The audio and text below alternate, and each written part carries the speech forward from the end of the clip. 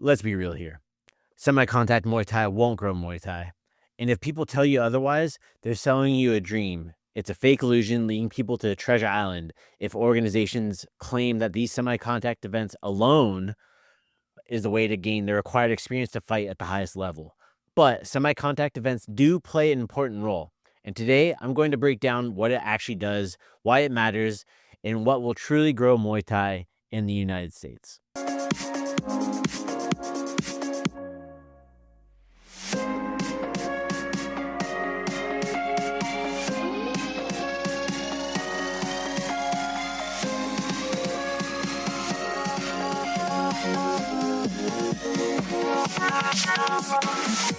Episode of the Pu'u Muay Thai Podcast is brought to you by pmtlifestyle.com. Authentic Muay Thai lifestyle by Pu'u. Definitely go check out the website at pmtlifestyle.com for some awesome lifestyle merchandise. That's for those of you out there either involved in Muay Thai, looking at getting involved in Muay Thai, and embrace a healthier lifestyle to live the life of the Nak Muay. Go check it out. I want to talk about Black Room at Teep Studios. If you enjoy the content of this podcast, you will definitely enjoy the value that you get out of the Black Room and being a member of the Black Room. What it is it's a subscriber-based way to support the podcast. If you enjoy the podcast and want it to continue, I'm asking for your help.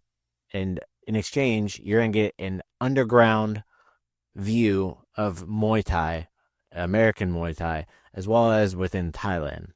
We have people who are now working on the ground in Thailand that are helping us get media, content, all that stuff. We're posting it there on Black Room, as well as behind the scenes footage of the podcast recordings when we're recording. After I stop recording for stuff that we broadcast, we put some subscriber based only content on there.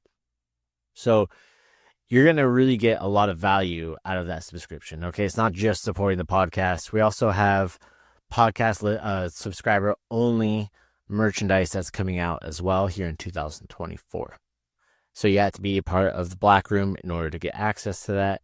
So I'm asking you for your help on that, but I know that it's not so much of you helping me. It's going to be us giving you a ton of value that you're going to get and just enjoy it. And it's only $5 a month. All right. You can cancel it anytime. Every little bit counts. Please go join it. The link is down in the show notes. All right. Anyways, sit back and enjoy the show. So what do you cop? My name is Jonathan Puu. I'm the founder of Pu'u Muay Thai and the host of the Pu'u Muay Thai Podcast. Over the past year, I've been running Eat, Sleep, Teep semi-contact Muay Thai series with my friends and co-promoters, Ryan and Carol. And we've been on the podcast, talk about it here before.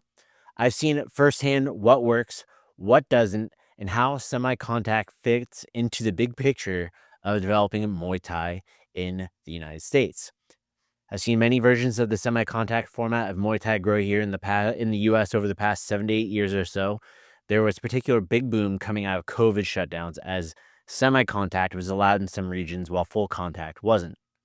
And it's actually very funny because the first time I saw a semi-contact style like Muay Thai event was actually at WKA World Championships in 2015 in Europe. And I was always wondering, like, why did we not do these in the U.S., right? Semi-contact events are not the end game, though. They're not going to be building stadium fighters in Thailand. They're not going to be making Muay Thai mainstream on their own. If people believe semi-contact Muay Thai events alone will get us there, that's a mistake, all right? It misleads the students, the gyms, and even promoters into thinking they found a shortcut into building fighters, right? Into building Muay Thai. There are no shortcuts in Muay Thai, as we know. Growth comes from visibility, sustainability, and creating clear pathways for athletes. And unfortunately, I've had online conversations with many young up-and-comers who believe they'll never have to set foot in the full contact arena, all right? And that they just have to do semi-contact events to get, quote, picked up by professional promotion. And that's a sad illusion painted by some of these organizations who are here only to make money on the backs of the Muay Thai community. Some of these same organizations said Muay Thai would never grow in the U.S. I'm not going to name names, but I will just leave it at that, okay? So for the fact that they're jumping on the Muay Thai bandwagon doing this stuff now is very interesting. But here's the truth about semi-contact Muay Thai. When it's not used to lead people to Treasure Island, but instead used as a valuable tool. Opportunities for competition, kids, teens, and adults who would never step into a full contact fight can now test themselves in a safe and structured way. We even joke that semi-contact is good for people who would, quote, die in the ring to learn if they need to train harder if they really want to compete. And even at the amateur level, all right, it's a good way for them to figure out, like, hey, is this something I really want to pursue? All right. This also creates more market share for Muay Thai. Families, parents, and casual fans see Muay Thai up close in their communities and in a format that feels more approachable. You have the mats set up, you're in a gymnasium. There's no like ring grows. It's not crazy, right? It becomes more approachable for an everyday person. They think of it more like, and I want you to think of it more like soccer, baseball, or American football at the local level, but with Muay Thai.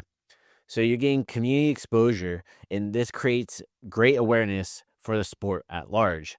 The cities, the gyms, and schools recognize Muay Thai as a positive outlet for discipline, culture, and fitness.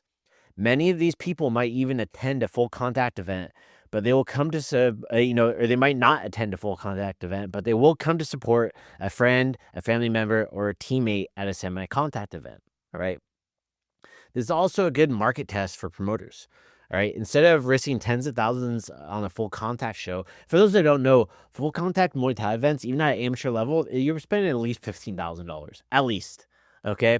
Promoters can use semi-contact events as a test whether a region is ready for that. If they turn a profit on the semi-contact event, they can save and reinvest to eventually host a full contact event. So it's a good way to test the market to see if they're going to lose their shirt on these events. And this is how we start planting seeds for grassroots growth of Muay Thai in the USA. But here's the catch. It only works if it's done right. If semi-contact looks like sloppy sparring, like if people are just biting down on their mouthpiece and winging over big overhand punches and safety isn't enforced, or if the event feels unprofessional, it damages the credibility of Muay Thai. Parents in the community won't trust it. Gyms won't send students, and fans won't come back, right? Like a Muay Thai semi-contact event should be perfect for the karate school that's trying to introduce more like MMA striking, or Taekwondo school is doing this, or a Krav Maga school, or MMA school too, that maybe doesn't do Muay Thai specific competitions typically, but it should be a good opportunity for them to go out and feel safe doing that. All right.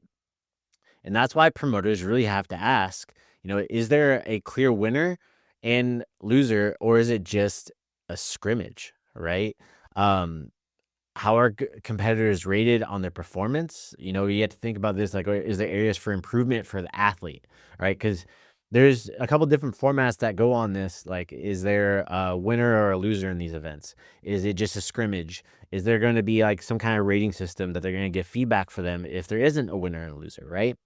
Are promoters transparent about documenting this experience as a stepping stone to full contact?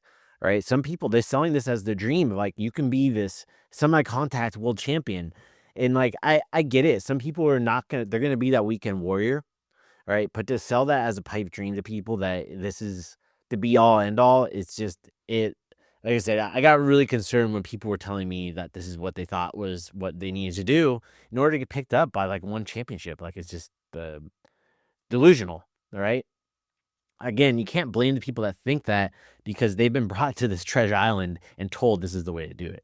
So when it's organized properly with certified officials, clear rules, a strong presentation, and respect for tradition and authenticity of Muay Thai, it really builds trust. That trust brings gyms, competitors, and fans and coaches into the fold.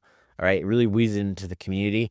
And that's how semi-contact becomes a stepping stone, not a dead end where someone might just rack up 20 semi-contact championships with no real path forward for them.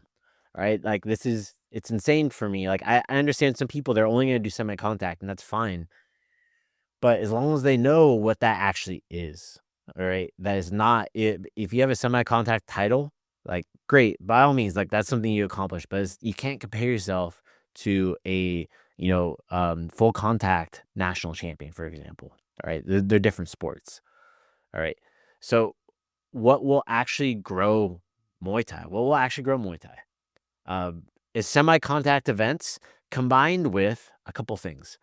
strong promotion, and storytelling. Events have to connect with the audience beyond the fighters. All right. Share the why behind the event, what inspired it, what the vision is. Share it with the media. All right. Full contact events in tested markets. All right. So once those semi-contact events show that a city can support Muay Thai and bring in bigger shows, whether that's a local promoter leveling up or partnering with a larger promotion. All right.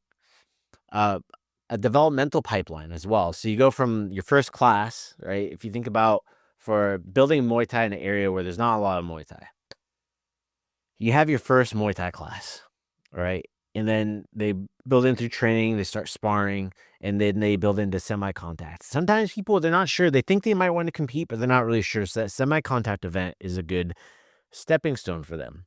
They do one or two, all right? Hey, if they like it and they got the bug, hey, they can start training more serious and they know how to prep more for full contact fights or tournaments, all right?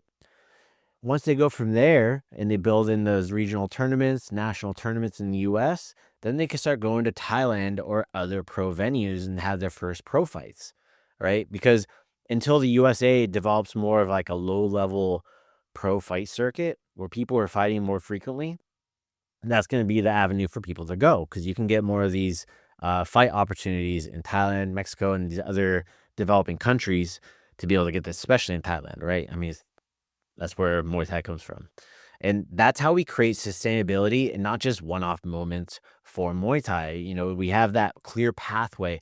And there's a lot of organizations that are doing this, right? And this is why it's important, though, for you to understand that the bottom line for this is semi-contact Muay Thai won't grow Muay Thai alone, but it will help spark the opportunities that lead into real growth. It is not the golden ticket. Don't be led to Treasure Island. Don't let people selling you on a fake dream, and only to find that when you get there, it's a vacant wasteland. But it is a way to bring more people in. It gives gyms more opportunities and allows promoters to build markets the right way. So if you want to see how we're putting this into practice, or if you want to bring it to your area, check out Eat, Sleep, Teep Semi-Contact Muay Thai series at eatsleepteep.com. All right. For us, talk to us. If there's another organization in your area that's going to be easier for you to work with, absolutely. We'll refer you to them. If you want to work with us, we can talk. We can work it out for you, okay? But that's it for today's episode.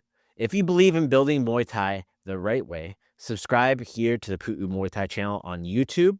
If you're listening on the podcast on any of the platforms, Spotify, Apple Podcasts, Amazon Podcasts, all the major podcast platforms, please hit subscribe. And for more insights, stories, and conversations from people who are working every day to grow this art in the United States.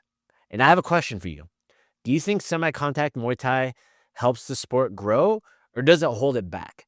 If you're watching this on YouTube, please drop your thoughts in the comments. I would love to hear your perspective on that.